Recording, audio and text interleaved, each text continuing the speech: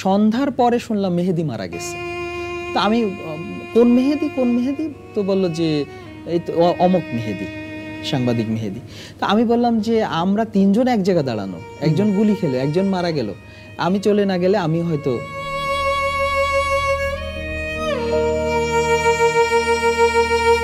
সুপ্রিয় দর্শক, আপনাদেরকে স্বাগত জানাচ্ছি আমাদের নিয়মিত অনুষ্ঠান মাই স্টোরিতে। আমি মেহেদি হাসান সোমেন আছি আপনাদের সঙ্গে। প্রতিবারের মতো আমাদের অতিথি থাকেন একজন, আজকেও যিনি আছেন তিনি বৈষম্য বিরোধী ছাত্র আন্দোলনের একজন ফ্রন্টলাইনার। আজকে কথা বলবো তার সঙ্গে। দীপ্ত টেলিভিশনে কর্মরত ফ্রন্টলাইনার সাংবাদিক কর্মী সোহাগ। সোহাগ, কেমন আছেন? আলহামদুলিল্লাহ ভালো আছি, আপনি ভালো আছেন? হ্যাঁ, ভালো আছি। আমরা এই 18 তারিখ থেকে 5 আগস্ট পর্যন্ত পুরো সময়টা তো আপনি মাঠে ছিলেন। হ্যাঁ, আমি সেই সময়ের ঘটনাটা জানতে চাই। আমি প্রথমে শুরু করতে চাই যে আপনি এই আন্দোলনে আপনার পেশাগত জায়গা থেকে কিভাবে যুক্ত হলেন? ধন্যবাদ দীপ্ত টেলিভিশনে যে এরকমের একটি মর্মান্তিক ঘটনায় আসলে আমাকে যুক্ত করার জন্য। আসলে যখন প্রথমেই কোঠা আন্দোলনকে কেন্দ্র করে যখন আন্দোলন শুরু হয়, তারপর থেকে হচ্ছে আমার হয় হচ্ছে 18 তারিখ থেকে। তো আমি 18 তারিখে অফিস থেকে অ্যাসাইনমেন্ট দেওয়া হয় যে অনেক শিক্ষার্থী এই আন্দোলনে তারা কিন্তু আহত হয়। এই আন্দোলনে পুলিশের সাথে বা বিভিন্ন দলের সাথে তখন তারা কিন্তু সংঘর্ষে তাদের উপর হামলা হয়। এই ঘটনায় কিন্তু তারা ঢাকা মেডিকেলে অনেক শিক্ষার্থী ভর্তি রয়েছে চিকিৎসার জন্য। এমন একটা খবরে অফিস আমাকে আর কি আপনার ঢাকা মেডিকেলে তারা আসার জন্য বলা হয়। আমি খবর পেয়ে আমার ক্যামেরা সহ আমরা যখনই ঢাকা মেডিকেলে শুরু করি, তখন আমাকে প্রথমে হচ্ছে 21 হল থেকে হচ্ছে এই রাস্তার টোটাল 21 হল থেকে হচ্ছে আপনার ছাত্ররা তাদের আন্দোলনের কার্যক্রমের প্রথম মানে সূত্রপাত বলা যাবে না, মানে এই সড়কের এই 21 হল থেকে হচ্ছে তারা বিভিন্ন টায়ার এবং গাছের গুঁড়িতে আগুন ধরিয়ে কিন্তু তারা আন্দোলনটা শুরু করে। তো আমি হচ্ছে সন্ধ্যা আনুমানিক 7টা বা 7:30 এরকমের বাজবে। তো আমি যখন এখান থেকে যাচ্ছিলাম তখন দেখলাম যে আসলে কাউকে এই রাস্তা দিয়ে যাতায়াত করতে দিচ্ছে না, হ্যাঁ, প্রবেশ করতে দিচ্ছিল না। আপনাদের কর্মক্ষেত্র কি ছিল? সরাসরি হচ্ছে ঢাকা মেডিকেলে যাওয়ার জন্য। ওইখানে প্রথম আপনার আমি যখন এইটাই হচ্ছে আমার প্রথম অ্যাসাইনমেন্ট এই বৈষম্য বিরোধী ছাত্র আন্দোলনে। তো আমি যাওয়ার সাথে সাথে কিছু স্টুডেন্ট আমাকে যেতে দিবে না। তো আমি বললাম, আমি পরিচয় দিলাম যে আমি একজন জার্নালিস্ট, আসলে আমাকে যেতে হবে। তো তারা কিন্তু আমাকে কোনোভাবেই যেতে দিবে না, আপনি সাংবাদিক, এই কারণে হচ্ছে আরো বেশি যেতে দেওয়া হবে না। তো এর ভিতর কিন্তু তারা প্রথমে আমাকে মানে একটা ছুরি কিন্তু আমার পেটে মানে নিয়ে আসে যে আপনি যাবেন না। তো প্রথম দিকে আমি খেয়াল করিনি। এটা কি ছাত্ররা ছুরি নিয়ে আসলো? তারা আসলে তখন তো বোঝা যাচ্ছে না যে কে ছাত্র কে ছাত্র না বা কে অন্য কেউ, এটা বোঝা যাচ্ছে না। তবে আন্দোলনটা যেহেতু ছাত্রদের, তাদের ভিতর থেকে হয়তো কেউ সমমনা কেউ হতে পারে। তো আমি প্রথম দিকে খেয়াল করিনি যে আমার পেটে আসলে ছুরি আছে, কারণ আমি তো তখন কথা বলতেছি আর এরা তো অনেকেই ঘিরে ফেলছে আমাকে। তো তখন আমার ক্যামেরাম্যান আমাকে বলল যে ভাই আপনার পেটে কিন্তু ছুরা আছে, এবং ও যখন সরাতে গেল তখন ওর হাত কিন্তু কেটে গেল। তো আমি তখন তাকে বললাম যে দেখেন, আমাদের টেলিভিশন, আমি হচ্ছি দীপ্ত টেলিভিশনের একজন রিপোর্টার, এবং আমাদের টেলিভিশনটা খুবই মানে নিরীহ একটা টেলিভিশন। আসলে আমরা কোনো পক্ষের করি না, আমরা যেটা বাস্তবিক আমরা সেইভাবে সাংবাদিকতা করি, আমরা সবসময় করার চেষ্টা করি। তো এর ভিতরে 2-1 আমাকে চিনতে পেরেছে। তারা বলল যে না, দীপ্ত টেলিভিশন ভালো, আর ওনাকে আমি চিনি, উনি ভালো সাংবাদিক। তো যাই হোক, এই পর্যায়ে তাদের ওই 2 জনের কথার জন্য কিন্তু আমি ওখান থেকে সেভ হই। তো আমি যখন ওখান থেকে মানে দৌড় দেই ঢাকা মেডিকেলের উদ্দেশ্যে, তখন আমি চিন্তা করলাম যে আমার এই প্রথম প্রবেশেই হচ্ছে আমি খুব বাজে একটা সিচুয়েশনের ভিতর পড়ে কিন্তু আমাকে এখানে আসতে হলো। তো আমাকে খুব সাবধানে কাজ করতে হবে। তো আমি ওখান থেকে ঢাকা মেডিকেলে আসছি। ঢাকা মেডিকেলে এসে প্রথমে আমি হচ্ছে প্রশাসন খুঁজতেছি, কারণ আমি যখন ঢাকা মেডিকেলে ঢুকলাম তখন দেখলাম একটা বিশ্রী অবস্থা, মানে অনেক লোকজন, তাদের কারো হাতে ছুরি, কারো হাতে চাপাটি, রামদা, তারপরে হকি স্টিক, স্ট্যাম্প, বিভিন্ন ধরনের ভাবে তারা কিন্তু সেজে আছে, কারো মাথায় হেলমেট, কারো মাস্ক পরা। মেডিকেল কলেজের ভেতরে, একদম ঢাকা মেডিকেল হাসপাতালের ভিতরেই, মূল ফটকের সামনে। তো আমি যখন প্রবেশ করলাম তখন তো মানে রাত, কেউ তো কাউকে চেনে না। ওখানে গিয়ে দেখলাম যে পুলিশের কোনো পুলিশ নেই। প্রায় 40 জন বা 50 জনের মতো আনসার আছে।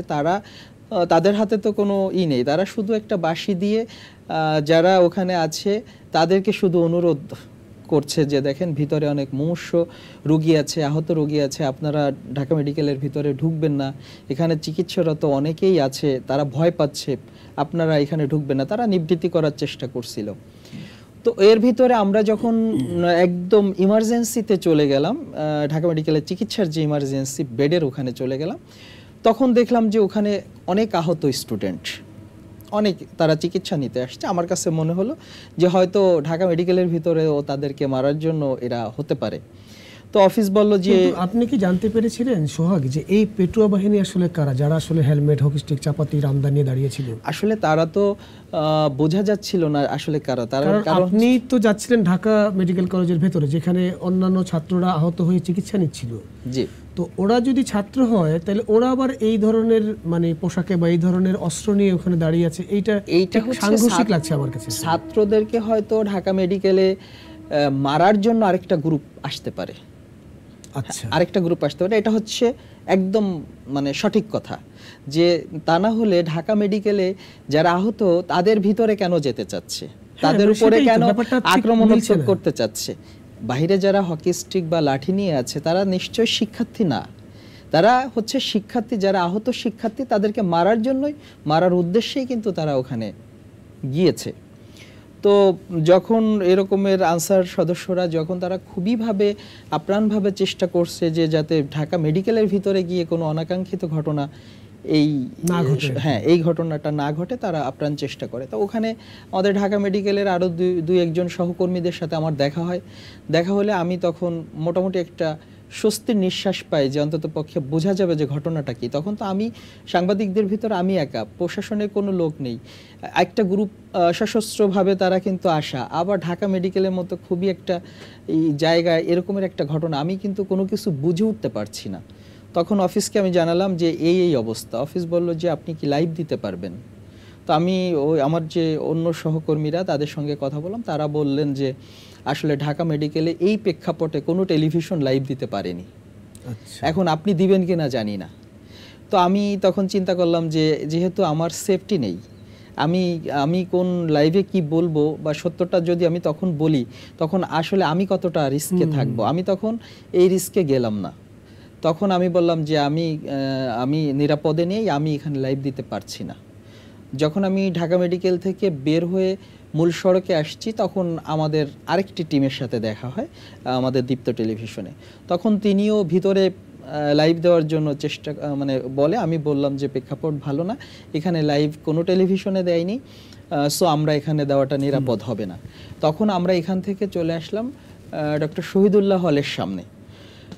ডক্টর মোহাম্মদ শহীদুল্লাহ হলের সামনে যখন আসলাম তখন আমরা এখানে দেখলাম যে আসলে পুলিশ, বিজিপি বা র্যাব, আনসার, তখন আইন শৃঙ্খলা বাহিনী, গণমাধ্যমে পুরা রাস্তা। ওইখানে অবস্থান নিচ্ছিল না, ওইখানে সেই মুহূর্তে এসেছিল? না, তারা অবস্থান নিচ্ছিল। তারা আগে তো ওখান থেকে ঢাকা মেডিকেল কলেজের দূরত্ব তো খুব বেশি না, এবং 21 হলও কিন্তু অনেক দূরে না।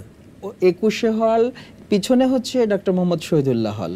তো তার মানে তারা তো জানতো এখানে যে এই ঘটনাগুলি, যে পেটুয়া বাহিনী ওখানে দাঁড়িয়ে আছে বা এই ধরনের একটা অরাজকতা সৃষ্টি হচ্ছে, এটা নিশ্চয়ই পুলিশের তখন তো আমরা যখন সড়কে গিয়েছি তখন ওই রাস্তাটার কাজ চলতেছিল এবং রাস্তাটা টোটালটাই হচ্ছে ইট পাটকেল ভরা ছিল, টোটাল ইট পাটকেল ভরা ছিল।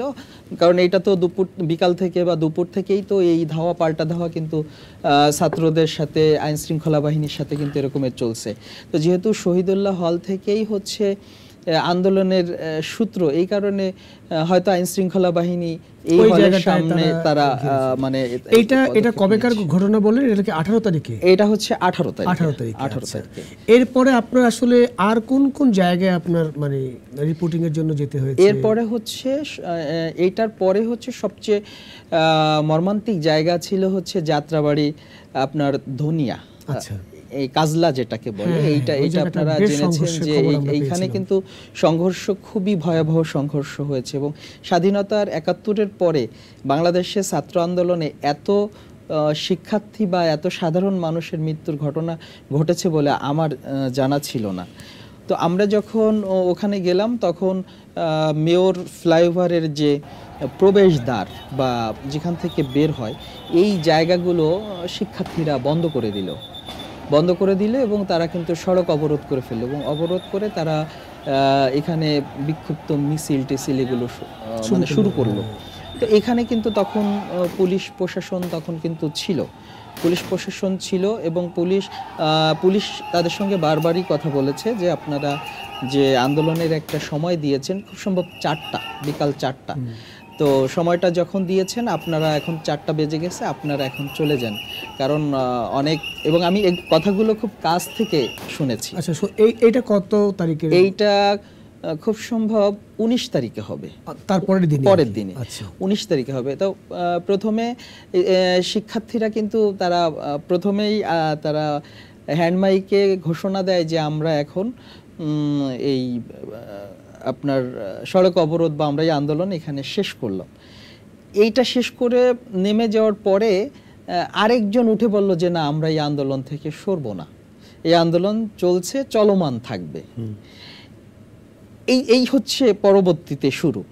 এরপরে প্রায় ঘন্টাখানেকের মতো এরকমের তারা আন্দোলন এগুলো করছে। হঠাৎ করে পুলিশ যখন আনুমানিক 5টা, 5:30 হবে এরকমে, তখন কিন্তু পুলিশ আপনার ওদেরকে ছত্রভঙ্গ করে দেওয়ার একটা, কিন্তু ধরেন ওইখানে তারা তো একটা ঘোষণা দিল, ছাত্ররা 4টার পর থেকে তারা আন্দোলনকে স্থগিত করলো। পরবর্তীতে যিনি ঘোষণাটা দিলেন তিনি কি ওই গ্রুপেরই কেউ? এই লোকটা কোথা থেকে আবির্ভাব হলেন এটা কি ঠিক বোঝা যায়? এটা আসলে বোঝা যায়নি, কারণ নতুন করে একটা কর্মসূচি দিলেন, সঠিক, কিন্তু সেখানে তারা কোনো ছিল না। আচ্ছা, আমার কাছে তার যে এজটা মনে হয়েছে তখন মনে হচ্ছিল না যে ইনি শিক্ষার্থী। হ্যাঁ, আমার কাছে মনে হয়েছে অন্য কেউ এসে এখানে তারা ঘোষণাটা দিল। তখন কিন্তু পুলিশ কিছুক্ষণ পরেই কিন্তু ছাত্রদের উপর কিন্তু লাঠিচার্জ করা শুরু করলো। না, কিন্তু এটা কি হুট করে লাঠিচার্জ শুরু হলো নাকি? মানে আপনি যখন বলা হলো যে আমরা আন্দোলন এখানে স্থগিত, এবং পরবর্তীতে যিনি আসলেন যে আমরা আন্দোলন শেষ করছি না, এর আধা ঘন্টা পরে হচ্ছে লাঠিচার্জ শুরু হলো। এবং তখন লাঠিচার্জে কিন্তু অনেক শিক্ষার্থী কিন্তু আহত হলো, কারণ এরা সবাই তো খুব ছোট ছোট বাচ্চারা, কোমলমতি, এরা কেউ স্কুলে পড়ে, কেউ কলেজে পড়ে। এদের উপরে আসলে তাৎক্ষণিকভাবে ওই পুলিশের এই লাঠিচার্জটা করা উচিত হয়নি। তো এর ভিতরে একটি সাহসী মেয়ে, উনি বোরকা পরেই কিন্তু এসে পুলিশের সামনে সে হাত দিয়ে, এটা আমাদের টেলিভিশনে কিন্তু দীপ্ত টেলিভিশনে এটা প্রচার করেছে যে সে একা হাত দিয়ে পুলিশকে রুখে দেয় যে আমার কোনো শিক্ষার্থী ভাইদের উপরে আপনারা গুলি করতে পারবেন না।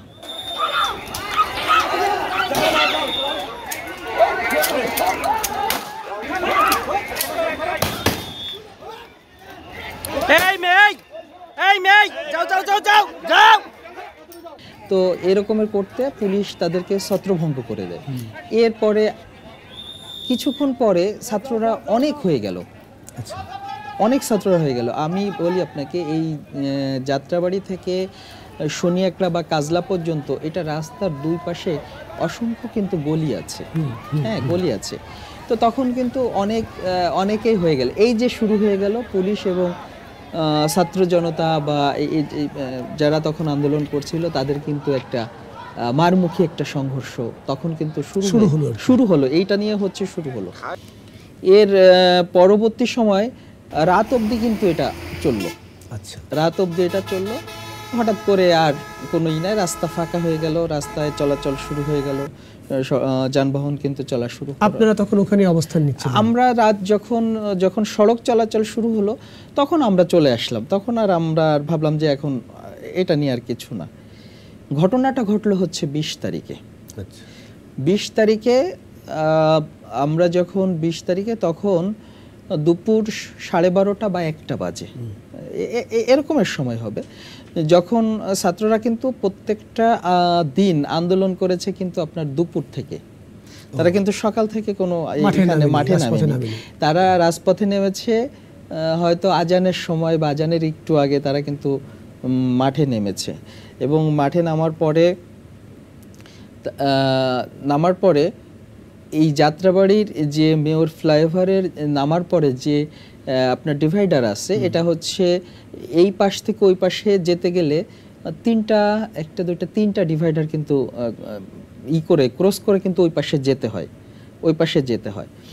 তো যাত্রাবাড়ি থানা ওসি তদন্ত জাকির হোসেনের নেতৃত্বে তখন কিন্তু ওই কাজলাতে ইমাম হাসান তাইম এরা সহ ওখানে একটা গ্যারেজ আছে, আপনার গাড়ি ওয়াশের একটা গ্যারেজ আছে, ওখানে একটা টি স্টল আছে, এবং এরা এই টি স্টলের ভিতরে এরা কিন্তু এই আন্দোলনের সাথে সম্পৃক্ততার ভিতর ছিল না। ছিল, আমরা পরবর্তীতে জেনেছি যে সে একটা পুলিশের ছেলে ছিল। তো ওই বন্ধুদের সাথে, যার নাম বললেন তাই, হ্যাঁ, ইমাম হাসান তাইম। ওর বয়স কেমন? বয়স 17-18 হতে পারে। আচ্ছা, একেবারেই মানে সদ্য আর কি। হ্যাঁ, তো ওকে যখন আমরা তো পুলিশের সাথে যাচ্ছি, পুলিশ যখন ওদেরকে শনিয়াকড়ার দিকে যাচ্ছে, তখন আমরা হচ্ছি ডিভাইডারের এই পাশে, অর্থাৎ আমরা কাজলার সাইডে, কুতুবখালীর সাইডে, এটা জায়গাটার নাম হচ্ছে কুতুবখালীর পাশ, আমরা এই পাশে আছি। আর জাকির সাহেব ওসি তদন্ত যাত্রাবাড়ি থানার, উনি হচ্ছে কাজলা সাইডে। তো এই যখন ওদেরকে মানে ওই ওয়াশের যে গ্যারেজটা আছে গাড়ির, এই গ্যারেজের ভিতরে একটা টি স্টল আছে, টি স্টলের ভিতরে পুলিশ হানা দেওয়ার পরে ভিতরে টি স্টল থেকে ইমাম হোসেন তাইম আর তার একটা বন্ধু, যেটা ভিডিওতে আপনারা দেখেছেন যে এটা খুব মানুষকে হৃদয়ে খুব লেগেছে, হ্যাঁ, নাড়া দিয়েছে। তো এদেরকে মানে একদম কোনো কথা নেই, তাকে মানে ওদেরকে বের করেই হচ্ছে গুলি করলো। হ্যাঁ, পুলিশ কোনো কথাবার্তা না বলে, কোনো রকম কোনো সংঘর্ষ ঘটে নাই, কোনো কিছু ঘটে নাই। এরা তো সংঘর্ষের সাথে লিপ্ত না, এরা তো বন্ধুরা মিলে তারা চা খাচ্ছিল দোকানের ভিতরে চা খাচ্ছিল। তো যদিও তারা মানে এই সংঘর্ষের সাথে ছিল, তারা তো আমাদের সন্তান, তারা তো আমাদের ছোট ভাই, তারা তো এদেশের সন্তান, তাদের বুকে তো পুলিশ এভাবে গুলি করতে পারে না ধরে। এটা তো হত্যার উদ্দেশ্যে গুলি করা হয়েছে, এটা তো আন্দোলনে নেমেছে, উভয় পক্ষের সংঘর্ষে কেউ মারা গেছে, এটা তো তা না। এটা একটা ঠান্ডা মাথায় এই ছেলেটাকে নিয়ে এসে কোনো কথা নেই, গুলি করে দিলে তার বন্ধু তাকে কিন্তু টানতে নিয়ে যাচ্ছে। ও কিন্তু প্রথম গুলিতে আহত হলে পরের গুলিতে পড়ে গেল। আমি যখন দ্বিতীয় গুলি করলো, তখন কিন্তু আমি ডিভাইডার ক্রস করে ওই পাশে যাওয়ার করলাম, যে আমি যদি সামনে যাই অন্তত পক্ষে আর গুলি করবে না, কারণ ওখানে আরো ওই যে ওর বন্ধু টেনে নিয়ে যাচ্ছে, সে আছে ভিতরে, হয়তো আরো কেউ থাকতে পারে। তো আমি ক্রস করতে ওখানে যেতে খুব কাছ থেকে যে গুলিটা করলো, 4টা গুলি করলো ওসি তদন্ত জাকির নিজে, আর কেউ গুলি করেনি। আর অন্য পুলিশরা কিন্তু গুলি করেনি, অন্য পুলিশরা হয়তো কাউকে ধাওয়া দিয়েছে, কাউকে একটা বাড়ি দিয়েছে, কিন্তু জাকির হোসেন একদম খুব কাছ থেকে তাকে যে গুলিটা করলো, আমি যেতে তারপরে আমি সামনে গিয়ে যখন করছি যে আর গুলি করেন না, হ্যাঁ, তখন ওরা আর গুলি করেনি, পুলিশ আর গুলি করেনি। বরং পুলিশ আমাকে বলল, পিছন থেকে বলল যে সোহাগ ভাই, আপনি কিন্তু বন্দুকের সামনে। তো আমি বললাম আর গুলি করেন না। আর ওদেরকে বললাম যে ওর যে বন্ধু ছিল, ও তো ওকে ছেড়ে যাচ্ছে না, ও কোনোভাবে এইভাবে গুলি করতেছে, ও কিন্তু ওর বন্ধুকে ছেড়ে যাচ্ছে না। আমি বললাম তুমি চলে যাও। আমার এই চলে যাওয়ার অর্থ হচ্ছে যে তুমি যদি সেফ থাকো, তাহলে তুমি হয়তো খবরটা ওর বাসায় আত্মীয়স্বজন বা বাবা মাকে দিতে পারবা যে এরকমের ঘটনাটা ঘটছে, তারা উদ্ধারের জন্য কোনো পদক্ষেপ নেবে। কারণ পুলিশ এখান থেকে চলে গেলে, বা আমি একটা ব্যবস্থা করব যে পুলিশ নিয়ে চলে যাব, যা মানে যেহেতু মিডিয়া চলে আসলে তখন পুলিশ করবে না। তো আমি কিন্তু পুলিশ নিয়ে চলে আসছি, এবং পরবর্তীতে ভিডিওতে দেখবেন যে আরো 2 বন্ধু এসে কিন্তু তাকে নেওয়ার চেষ্টা করছে। তো অনেকেই বলছে যে আপনি যখন দেখলেন তখন আমিও কিন্তু তাইমকে নিয়ে কিন্তু আমিও হাসপাতালে যেতে পারতাম। কিন্তু সবচেয়ে বড় বিষয় হচ্ছে যে আন্দোলনরত যারা ছিল তারা কিন্তু গণমাধ্যমের উপরও কিন্তু খুব চড়াও হয়েছে। এর কারণটা কি আসলে? এটা আমি আরো অনেকের কাছে শুনেছি, মানে এরা গণমাধ্যম কর্মীদের উপরে এই চড়াও হওয়ার কারণটা, এবং গণমাধ্যমের উপরে তারা কোনো কথা নেই, তাদের কোনো কথা ছিল না। গণমাধ্যম, পুলিশ তাদেরকে মানে পাওয়ার সাথে সাথে তারা হচ্ছে আক্রমণ তাদের উপর করেছে। তা আমি চিন্তা করতেছি যে আমি যদি ওকে নিয়ে হাসপাতালে চলে যাই তাহলে হয়তো আমি তাকে হাসপাতালে নিতে পারবো, কিন্তু আমি ফেরার পথে যখন আমাকে একা পাবে তখন তো আমাকে মেরে ফেলবে। আমি কতটুকু হেল্প করলাম এইটা শোনার তো সময় নেই, কারণ তখন তো সবাই বিচ্ছিন্ন, তখন তো সবাই আক্রমণাত্মক, কেউ কারো কমান্ডস কিন্তু মানছে না। তারা কিন্তু মানে একটা পেয়েছে, মার শুরু হয়েছে, শোনাশুনি নেই, এরকমের একটা প্রেক্ষাপট কিন্তু তখন শুরু হলো। তা আমার যেটা আমি চিন্তা করেছিলাম যে আমি যদি পুলিশকে নিয়ে চলে যাই তখন তার আত্মীয় স্বজনরা হয়তো তাকে নিয়ে হাসপাতালে নিয়ে গেলে সে বেঁচে যাবে। এবং পরবর্তীতে আমি শুনেছি যে বাচ্চাটা মারা গেছে, এবং আমি একটা ফেসবুকে কিন্তু স্ট্যাটাস দিয়েছি যে আমি তোমাকে গিয়েছিলাম বাঁচাতে, আমি পারিনি, আমাকে ক্ষমা করে দিও। আমি ওই দিন খুব কেঁদেছি, কারণ আমি খুব কাছ থেকে দেখেছি, তো সেই আত্মনাটটা আমি কাছ থেকে দেখেছি, ওইভাবে গুলি করাটা আমি খুব কাছ থেকে দেখেছি। ওকে হাসপাতালে নিতে পেরেছিল নাকি ওই স্পটেই আসলে মারা গেল? আমরা ওকে আরো দুজন, আমরা যতটা ভিডিওতে, পরবর্তী ভিডিওতে দেখলাম যে আরো দুই বন্ধু হবে হয়তো ওর, তারা নেওয়ার চেষ্টা করছে, কিন্তু আসলে তো তখনও খুব হয়ে যায়, মানে দুর্বল হয়ে যায়, সারা শরীর ওর ছেড়ে দেয়, ওকে নিয়ে টানাটানি করে। তো তখন যে যানবাহনে নিয়ে যাবে বা নিতে গেলে তো সেই সুযোগগুলো হয়তো পরিবার পায়নি, কারণ তাকে কিসে নিবে। আপনি যখন ওখান থেকে যাচ্ছিলেন সোহাগ ভাই, আপনি তো কাছ থেকে দেখলেন যে এই ওসি নিজের হাতে গুলি করলো, হ্যাঁ তদন্ত। তো আপনি ওখান থেকে পুলিশ যখন নিয়ে যাচ্ছিলেন অন্যত্র, তখন কি আপনি জিজ্ঞেস করেছিলেন জাকির সাহেবকে যে গুলিটা? আমি জাকির সাহেবকে বললাম যে ঠিক আমি এই সেন্টেন্সে বললাম যে আপনি এত বড় অপরাধটা কেন করলেন, মানে এটা কি খুব দরকার ছিল ওকে গুলি করাটা? আমি এভাবেই বলছি যে এটার কি প্রয়োজন ছিল, নিজেকে চেনানো? আপনি কেন গুলি করলেন? আপনি তো ভয় দিতে পারতেন, এরা তো আমাদেরই সন্তান, ছোট একটা বাচ্চা, আপনি কেন এটা করতে গেলেন?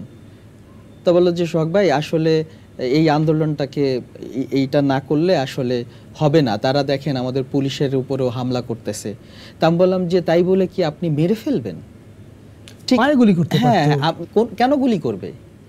সেটা তারা তো আমাদের সন্তান, ওরা তো ওই সংঘর্ষতে লিপ্ত ছিল না। সংঘর্ষ থাকুক, মানে এই গুলি করার রাইটস কি মানে আদৌ কি আইনত পুলিশের আছে আসলে? এখন এইটা তো আসলে আমি বলতে পারবো না যে ঊর্ধ্বতন কর্তৃপক্ষ তাদেরকে কি নির্দেশ দিয়েছে।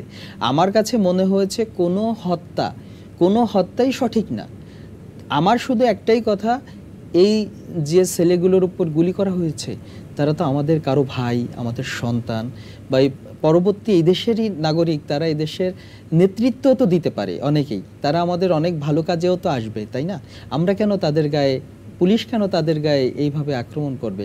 এই বিষয়টা আমি বুঝতে পারিনি, এবং আমি কিন্তু রাতে এই বিষয়টা নিয়ে খুব কেঁদেছি একা একা, যে মানে কি হয়ে গেল। এরপরে যখন দুটো ছেলে আটকা পড়ে গেল, ওই পুলিশ যখন ধাওয়া দেয় তখন তাদেরকে পিটাতে গেল, আমি আবার সামনে গেলাম, ওরা ছোট মানুষ, মারবেন না বাবা, তোমরা চলে যাও। তো এইভাবে করে করে মোটামুটি আমি খুব কাছ থেকে দেখেছি। এর পরের দিন দেখলাম যে দুজন পুলিশকে, কারা মেরেছে জানি না, কারণ আমি কাছ থেকে তো আর দেখিনি, দুজন পুলিশকে মেরে আপনার রায়েরবাগ যে ফুটওভার ব্রিজ আছে সেখানে কিন্তু ঝুলিয়ে রাখা হয়েছে। এবং হ্যাঁ, এটা আমরা খবরে দেখেছি। এটা তার পরের দিন, মানে যেদিন ছেলেটা গুলি করে মারা হলো তার পরের ঘটনা ছিল, তার পরের ঘটনাটা এটা। তো এই দুটো পুলিশকে নামানোর জন্য কিন্তু এত মানুষ, হাজার হাজার মানুষ, কিন্তু কেউ এই দুটো পুলিশকে নামাবে না, সবাই যার যার মতো ছবি তুলছে, বা অনেকেই খুব মানে ঘৃণার জায়গাটা কোথায় গিয়ে দাঁড়িয়েছে। তো পরবর্তীতে একদম পুরো মেরে এরকম ঝুলিয়ে রেখেছে, হ্যাঁ ঝুলিয়ে রেখেছে, পায়ে দড়ি দিয়ে ঝুলিয়ে রেখেছে। তো এই গেল একটা চিত্র। এরপরে হচ্ছে পুলিশ দ্বিধার্সে গুলি করছে। শুধু এই ঘটনায় যে ছাত্র জনতা মারা গেছে তাও না, পুলিশের কিন্তু অনেক সদস্য মারা গিয়েছে, পুলিশের অনেককে কিন্তু নির্মমভাবেও কিন্তু মেরে ফেলা হয়েছে। ইভেন যখন পুলিশ 5 তারিখে 5 তারিখে যে ঘটনাটা ঘটলো সেটা হচ্ছে সন্ধ্যার দিকে আপনার এর ভিতর তো যাত্রাবাড়ি কয়েকবারই ধাওয়া পাল্টা ধাওয়া কিন্তু হয়েছে। তার আগে আমি আরেকটা জিনিস জানতে চাই সোহাগ ভাই, এটা তো পুলিশের মৃত্যুর খবর আমরা পেলাম, শুধু ছাত্র জনতা না, সাধারণ জনতা, ছাত্র এবং নানা পেশার মানুষ এখানে আহত হয়েছে, পুলিশও তার বাইরে না, তারাও আহত হয়েছে, নিহত হয়েছে, আমাদের সাংবাদিকও নিহত হয়েছে। আমি যতদূর জানি আপনি কি বলে এটাকে, কর্তব্য পালন করা অবস্থায় 2 জন সাংবাদিক মৃত্যু আপনি খুব কাছ থেকে দেখেছেন। আমি এইটা একটু জানতে চাই আপনার কাছে। এটা বলি, এটা হচ্ছে যাত্রাবাড়ি, আমার তারিখটা খুব মনে নেই, আমি মনে নেই। তো আমরা এটা কি ধরেন ছাত্রটাকে যেদিন মারলো বা পুলিশ মারলো তার কি আগে না পরে?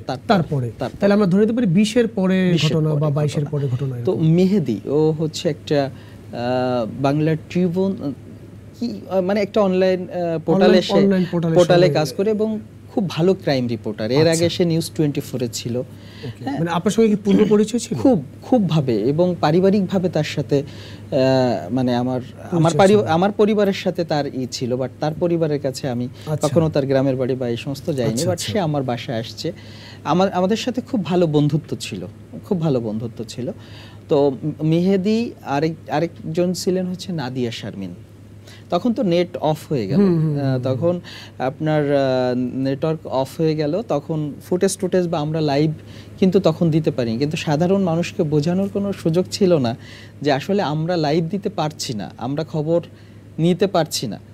তো আমরা যখন ওখানে দাঁড়ানো, নাদিয়া শারমিন আমাকে বলল যে সোহাগ ভাই আমাকে একটু ফুটেজ দিয়েন, যেহেতু ওয়াইফাইতে দেওয়া যাচ্ছে, আপনি আমাকে একটু ফুটেজ দিয়েন। এই স্পটটা কোথায়? এটা যাত্রাবাড়ি একদম থানার, আচ্ছা, যাত্রাবাড়ি থানার মুখে। ওকে। মেহেদি ও আমাকে বলতেছে, ও দেখলাম দৌড় দিয়ে ফ্লাইওভারে চলে গেল। হ্যাঁ, দৌড় দিয়ে ফ্লাইওভার। আপনি ফ্লাইওভারে গেলেন কিভাবে? বলে আমি এইভাবে আসছি। তা আমি বললাম যে আপনি নামেন, কারণ আপনার গায়ে প্রেসের কোনো পোশাক নেই বা বুলেট প্রুফ জ্যাকেট নেই, এখানে বোঝা যাবে না আপনি কে সাংবাদিক আর কে সাধারণ মানুষ, এটা দূর থেকে কিন্তু বোঝা যাবে না, ঝুঁকিপূর্ণ বিষয়, আপনি নামেন। তো বললো যে সোহাগ ভাই উপরে 4টা মরদেহ পড়ে আছে ব্রিজের উপরে। হ্যাঁ, ব্রিজের উপর 4টে মরদেহ পড়ে আছে। আমি বললাম যে আপনিও রিস্কে আছেন, আপনি নামেন। তো ও বললো যে ঠিক আছে আমি নামতেছি। আমি, নাদিয়া শারমিন, আমরা 3 জন তো এক জায়গায় আছি, আমরা 3 জন।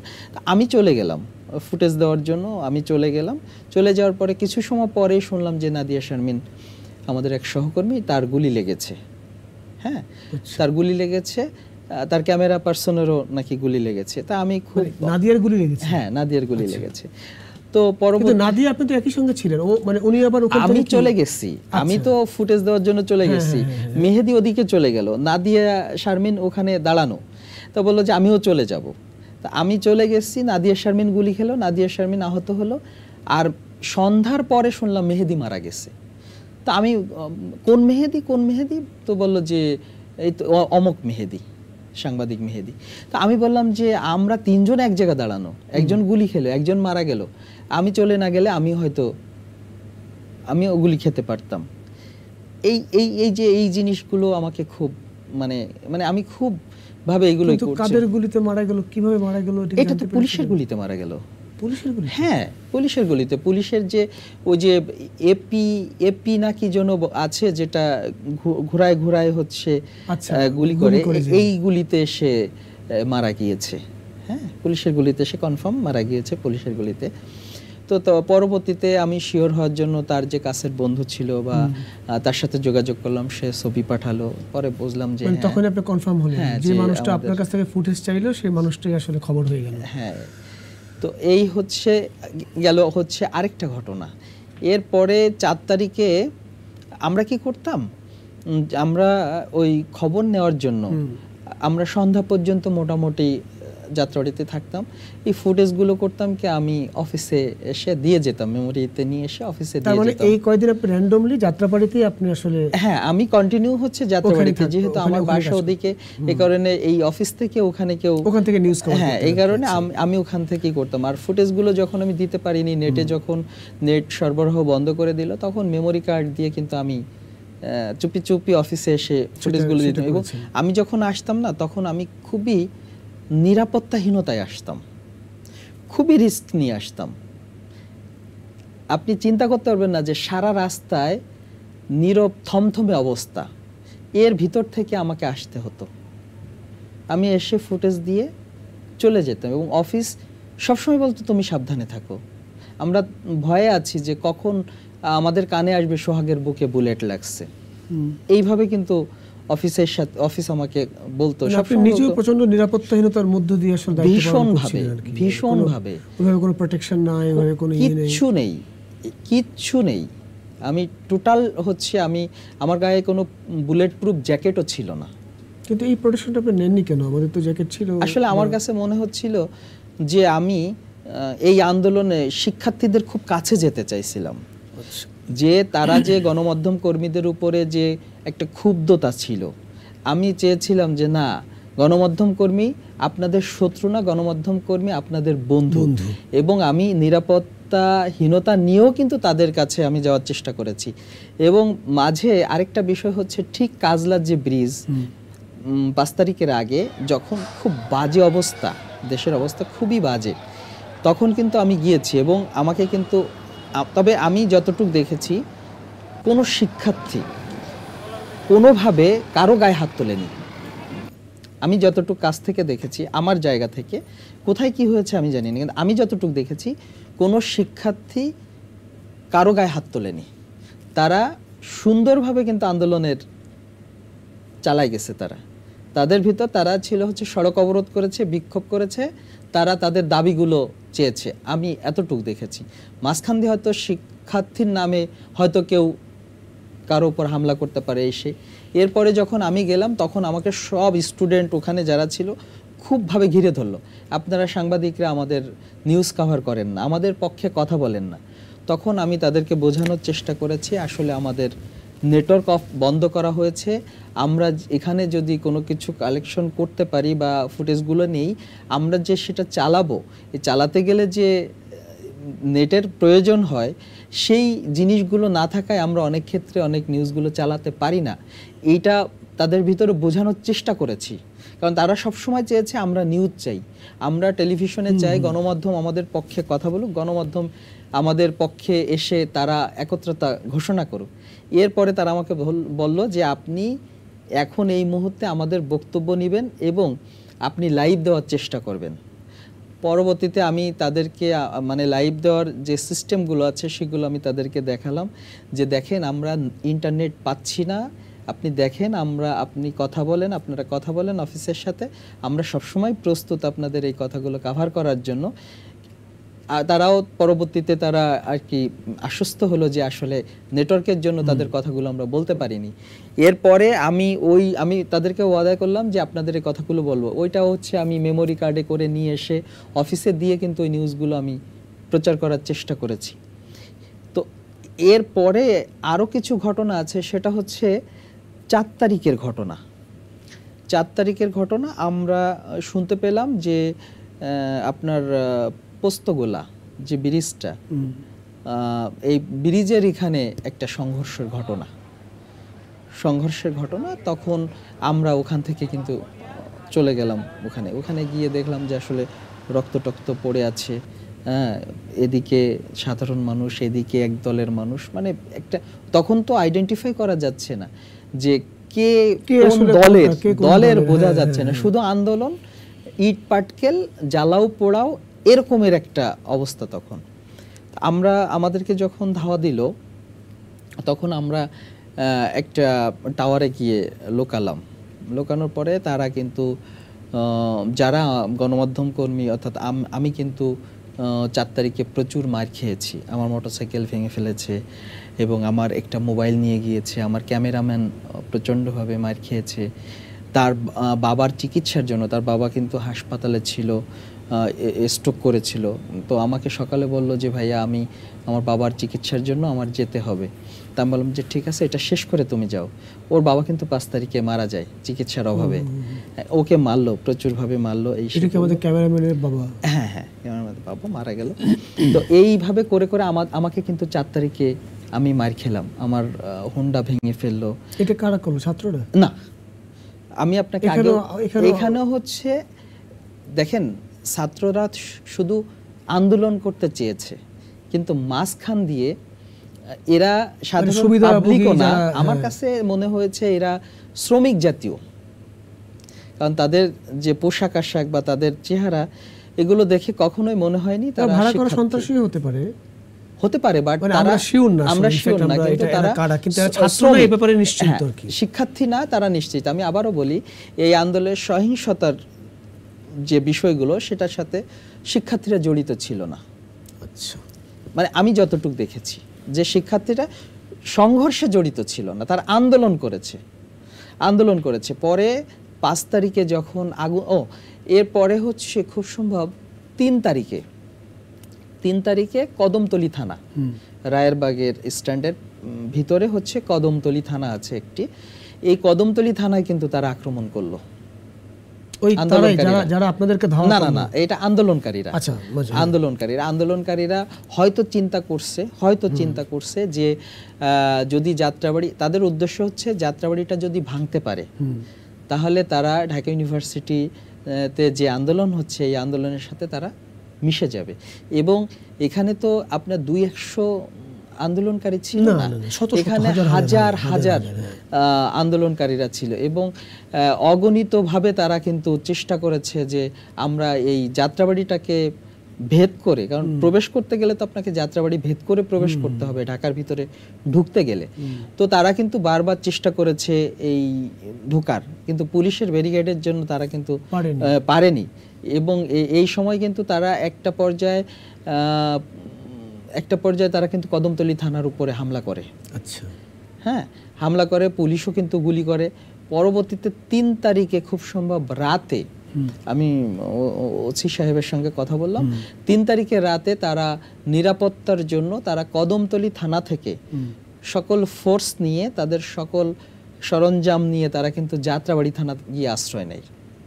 আচ্ছা, পুলিশরা মানে কদমতলী থানা কদমতলী থানার টোটাল পুলিশ সব সহ, সমস্ত কিছু সহ, তাদের বিন্দু পরিমাণ কোনো কিছুই তারা কদমতলী থানায় রেখে যায়নি। তারা তাদের সমস্ত কিছু নিয়ে তারা কিন্তু যাত্রাবাড়ি থানাতে চলে যায় নিরাপত্তার জন্য। আর কদমতলী থানা তাহলে কি হলো? ওরা মানে আক্রমণ করলো? এখানে তো কিছুই নেই, টোটাল ভবনটাই তো ফাঁকা, কিছুই নেই। তো আমি ওসি সাহেবের সঙ্গে কথা বললাম যে আসলে আপনি কদমতলী থানায় আসছিলাম, কোথায়? ওসি সাহেব আমাকে বললেন যে আসলে আমরা নিরাপত্তার জন্য আমরা আসছি, আমরা 4 তারিখ অথবা 5 তারিখে, আমার খেয়াল নেই, যে আমরা আমাদের যে নতুন ভবন আছে আমরা সেখানে চলে যাব। 5 তারিখে হচ্ছে আপনার সকল জায়গায় আগুন দেওয়া হলো। আপনার সূত্রাপুর থানায় আগুন দেওয়া হলো, যাত্রাবাড়ি থানায় আগুন দেওয়া হলো, ওয়ারি থানায় আগুন দেওয়া হলো। ওয়ারি ট্রাফিক পুলিশের যে পুলিশের ডিসি 5 তারিখে বিজয়ের পর। এবং আমি কিন্তু প্রত্যেকটা থানায় গিয়েছি এই আগুনের ঘটনায়, পুরো একদম প্রত্যক্ষভাবে একদম সচক্ষে দেখেছি, সচক্ষে। তো আপনি ট্রাফিক ডিসির যে ওনার যে মানে এইটা অফিসটা, আমি মানে ছাই ছাড়া কিছুই পাইনি। এবং মনে 1 ফিটের মতো শুধু ছাই প্লাস্টার সহ প্রত্যেকটা রুমে সমস্ত মালামাল আগুন ধরা এবং কঙ্কালের মতো দাঁড়ায় আছে। ওই থানাটার ট্রাফিক ডিসি একই ভবনে। আর যাত্রাবাড়িটা হচ্ছে ভূতুরে বাড়ি হয়ে গেল, একটা ভূতের বাড়ি। থানাটা গা ছমছম করতো দেখলে, মানে যাত্রাবাড়ি থানা দেখলে মানুষ আতকে উঠতো। কারণ যাত্রাবাড়ি থানার পুলিশ যখন 5 তারিখে বিজয় হলো শিক্ষার্থীদের, ছাত্র জনতার, তখন কিন্তু এই থানায় আগুন দেওয়ার জন্য এবং পুলিশদের উপরে কিন্তু বিক্ষিপ্ত যারা বিক্ষোভকারী ছিল তারা কিন্তু তাদের উপর হামলা করার চেষ্টা করলো। কারণ তখন পুলিশ কিন্তু যেভাবে গুলি করেছে সেই ভিডিও ফুটেজ কিন্তু আমার কাছে আছে এবং এটা কিন্তু আপনার খুবই ভাইরাল হয়েছে যে পুলিশ কিভাবে গুলি করেছে এই নির্বিচারে ঘটনা ঘটেছে। এবং অনেক স্টুডেন্ট কিন্তু তখন মারা যায় এবং পরবর্তীতে বিক্ষুব্ধ হয়ে কিন্তু অনেক পুলিশও কিন্তু মারা যায়, অনেক পুলিশকে কিন্তু মেরে ফেলানো এবং মেরে বিভিন্ন জায়গায় কিন্তু রেখে দেওয়া হয়। যেমন শহীদ ফারুক সড়কে দুই পুলিশকে রেখে দেওয়া হয়েছে। ড্যামরা রোডে আপনার বিবির বাগিচা নামক এখানে কিন্তু 2 পুলিশ ছিল, আবার 2 পুলিশ ছিল হচ্ছে আপনার কাজলা এখানে, আবার যাত্রাবাড়ি থানার সামনে কিন্তু পুলিশের একটা স্তূপ ছিল। আমরা কিন্তু এটা দেখেছি, এইসব দেখেছি। আরেকটা বিষয় হচ্ছে, যখন এই পুলিশ মারা গেল বা মামলা হলো, আমরা তখন কিন্তু দেখেছি যে অনেক নিরপরাধদেরকেও আবার মামলায় দেওয়া হয়েছে। যেমন আমি ইমাম হাসান তাইমের কথা বলি, যে তাকে গুলি করেছে, কিন্তু সেটা আপনি ভিডিওতে বা আমি নিজে দেখেছি গুলি করেছে। হ্যাঁ, আমরা শুধু তাই না, মানে গুলি তো করেছে এবং তাকে যেভাবে অমানবিক ভাবে টেনে হিচড়ে নিয়ে গেছে, এটা তো আসলে মানবিকতা হতেই পারে না। কিন্তু ওই মামলায় দেখা যাচ্ছে জাকির গুলি করেছে, কিন্তু সেখানে কিন্তু নিরীহ যারা এর সাথে সম্পৃক্ত তার কোনো কথা না। যেমন আপনি ট্রাফিক এসি তানজিলের কথা বলেন, সে তো একজন ট্রাফিক, সে ক্রাইম না, তার কিন্তু গুলি করার বা ওখানে থাকার বা এই আন্দোলনে ছাত্রদের উপর গুলি করার কোনো সুযোগ নেই, সে তো ট্রাফিক, তা তো নেই। কিন্তু আমরা দেখেছি যে এই মামলায় কিন্তু তিনিও কিন্তু শামিল ছিলেন। তো যাই হোক, এরকমের অনাকাঙ্ক্ষিত অনেক ঘটনাগুলো ঘটেছে।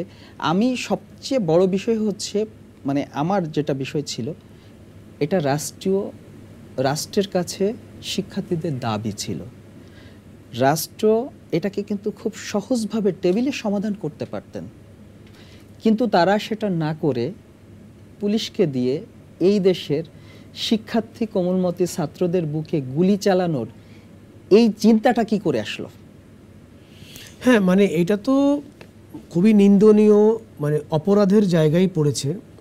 সেটা কিন্তু শুধু যে পুলিশ তা না, এখানে আমরা আরও অনেক পেটুয়া বাহিনীকে দেখেছি। ছাত্রদের দ্বারা কোনো কিছু ক্ষতি হয়েছে এই সংবাদ আমরা শুরু থেকেই পাইনি, যে ছাত্ররা কোনো কিছুকে মানে আগুন দিয়ে পুড়িয়েছে, জ্বালিয়েছে বা কাউকে মেরেছে, কারো গায়ে হাত তুলেছে, তা না। দেখেন, আপনার কথাতেই আমরা বুঝলাম যেই বাচ্চাটা একটা চায়ের দোকানে বসেছিল, তাকে টেনে এনে গুলি করে মেরে ফেল, যার কোনো দোষই নেই, যে আসলে আন্দোলনের সঙ্গে একদম সম্পৃক্ত না।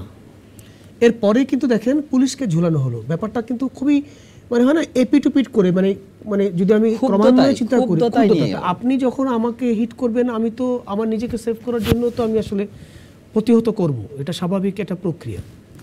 কিন্তু এটার কি আসলে খুব দরকার ছিল বলে তো আমাদের মনে হয় না।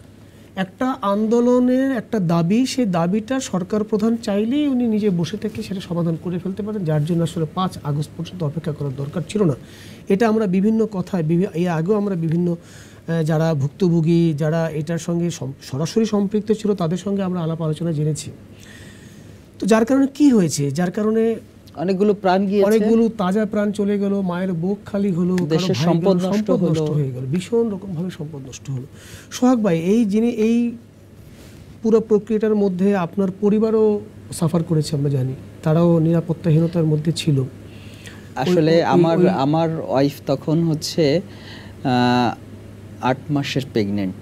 আচ্ছা, হ্যাঁ, আমার 8 মাসের বাচ্চা কিন্তু আমার ওয়াইফের গর্ভে ছিল। তো আমি কিন্তু তখন আমার পরিবারের দিকে খেয়াল করিনি। আমি কিন্তু তখন এই নিউজের পিছনে আপনি আপনার দায়িত্ব পালনে ব্যস্ত ছিলাম। এবং আমি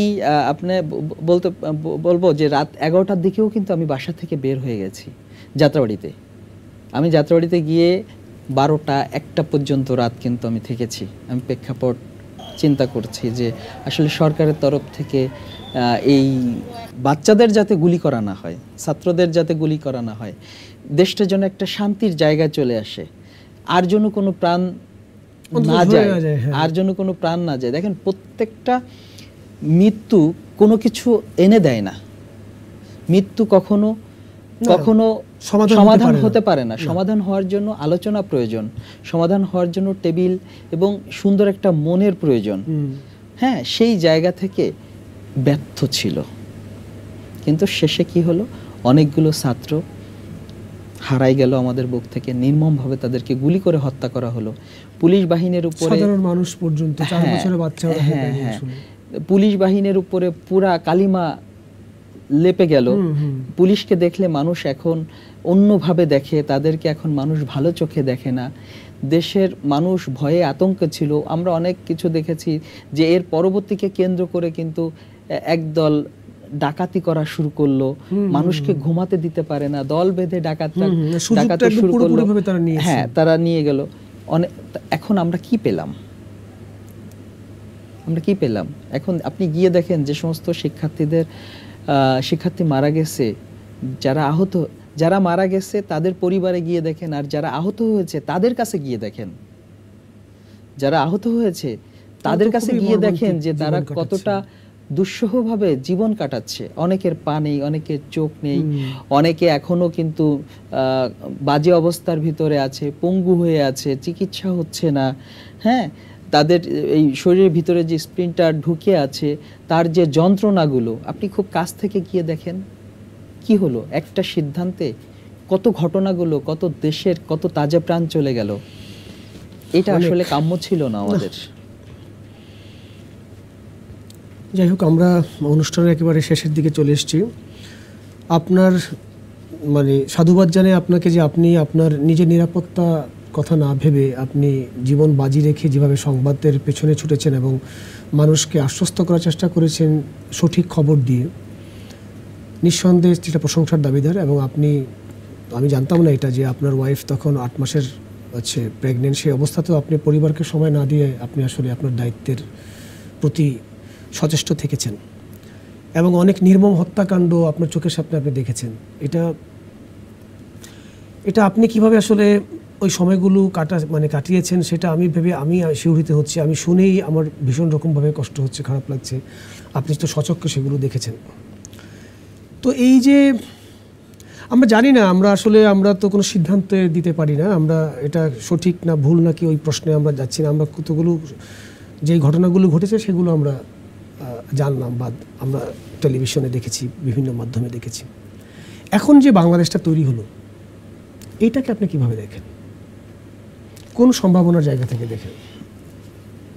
আসলে প্রত্যেকটা অর্জনটা হয় যখন আলোচনায় অর্জন হয় না, যখন বিজয় ছিনিয়ে নেওয়া হয়, সেটাকে মানুষ কিন্তু খুব আত্মতৃপ্তিতেই কিন্তু তারা সেটাকে ভোগ দখল করে। যেটা হচ্ছে এই দেশটা এখন ছাত্র আন্দোলনে ছাত্ররা জয় করেছে বা সরকারকে পতন করেছে। তো সেই জায়গা থেকে এখন যে যা কিছু হচ্ছে, ছাত্ররা উপদেষ্টা পরিষদেও কিন্তু আছে, একটা অন্তর্বর্তীকালীন সরকার রয়েছে।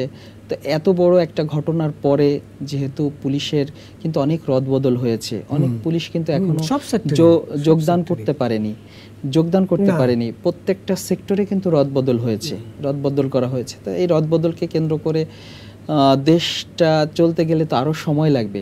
এদিকে বিভিন্ন কোনো একটা রাজনীতি দলের তাদের কোনো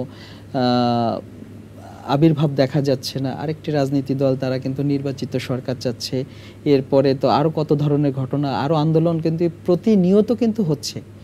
প্রতিনিয়ত হচ্ছে। আপনি একটা শিক্ষা প্রতিষ্ঠান থেকে শুরু করে বাজার পর্যন্ত সমস্ত জায়গায় কিন্তু পরিবর্তন হয়েছে।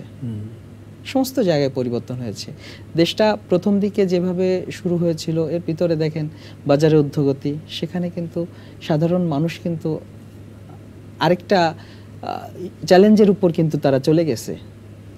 হ্যাঁ, এই আন্দোলনকে ঘিরে কিন্তু অনেক যারা আগের ব্যবসায়ী ছিল তারা তো নেই। অনেক রদবদল হয়েছে। আমরা কি তাহলে বলতে পারি যে আমরা একটি সম্ভাবনাময় বাংলাদেশ চিন্তা করতে পারি বা আমরা সেই আশা দেখতে পাচ্ছি?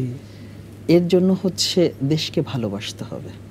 অবশ্যই আপনি যদি দেশকে ভালো না বেসে ব্যক্তিগতভাবে নিজেকে ভালোবাসেন, নিজের পরিবারকে ভালোবাসেন, তাহলে এই দেশ সম্ভাবনার দিকে যাবে না। আপনাকে পরিবারকে যেমন ভালোবাসেন, পরিবারের সাথে সাথে দেশকে ভালোবাসতে হবে। মনে করতে হবে এই দেশ আমাদের, যার যার যতটুক জায়গা আছে দেশকে ভালোবাসার, সেই জায়গাগুলো থাকতে হবে এবং দুর্নীতি করা যাবে না। সেই জায়গাগুলো জায়গা থেকে তার সঠিকভাবে নিজের কাজটা করতে পারবে দেশপ্রেম, আমরা সেখান থেকে সবাই এরকম থাকি, দেখা যাবে। নিশ্চয়ই আমরা সেই আশা রাখতেই পারি।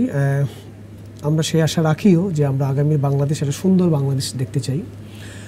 আপনাকে অসংখ্য ধন্যবাদ সোহাগ ভাই, আপনি আমাদের মাঝে এসছেন এবং আপনার সেই বিভৎসময়ের দিনের কথাগুলো আমাদের সঙ্গে শেয়ার করেছেন। দর্শক, আপনারাও শুনলেন ওই সময়ের এই বিভীষিকাময় কিছু ঘটনা, যার সঙ্গে প্রত্যক্ষভাবে সাক্ষী ছিলেন আমাদের সোহাগ ভাই। আসলে যারা সংবাদকর্মী তারা এভাবে জীবনের ঝুঁকি নিয়ে সংবাদ তৈরি করে এবং আপনাদেরকে সেই সংবাদ জানায়। আজকে আমরা এখানে শেষ করছি। আমরা আবারও আপনাদের সঙ্গে হাজির হব আরও নতুন কোনো অতিথিকে নিয়ে, নতুন কোনো সংবাদ আপনাদেরকে দেওয়ার জন্য। ততক্ষণ পর্যন্ত আপনারা ভালো থাকুন, সুস্থ থাকুন এবং নিরাপদে থাকুন। খোদা হাফেজ।